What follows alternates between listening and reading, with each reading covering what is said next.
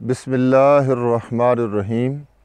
حضرت ابو ہریرہ رضی اللہ تعالی عنہ سے روایت ہے، رسول اللہ صلی اللہ علیہ وسلم نے فرمایا کہ میری امت جنت میں داخل ہوگی مگر جس نے سرکشی کی اور انکار کیا وہ جنت میں داخل نہیں ہوگا۔ پوچھا گیا اللہ کے نبی وہ کون شخص ہے جس نے سرکشی کی اور انکار کیا؟ تو آپ نے فرمایا کہ جس شخص نے میری اطاعت کی اس نے میری فرما برداری کی، اور جس نے میری نافرمانی کی اس نے سرکشی کی اور انکار کیا۔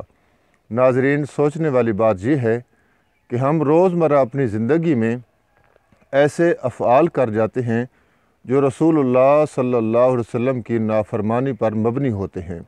اعتقادی طور پر تو ہم کسی بھی سنت کا، کسی بھی طریقے کا انکار نہیں کرتے، لیکن عملی طور پر ہماری خوشی غمی میں، ہمارے مرنے پرنے میں، اور ہمارے روزمرہ معاملات میں، اور ہمارے طور طریقے میں، ہمارے رواجوں میں ایسے بہت سارے افعال موجود ہوتے ہیں جو رسول اللہ صلی اللہ علیہ وسلم کی سنت کی کھلم کھلا خلاف ورزی ہوتے ہیں۔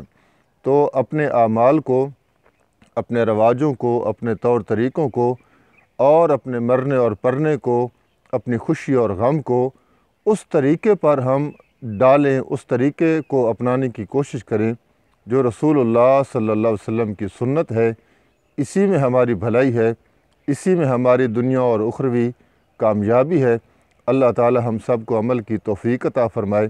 ویڈیو اچھی لگے تو اس کو شیئر کیا کریں۔ وما علینا الا البلاغ۔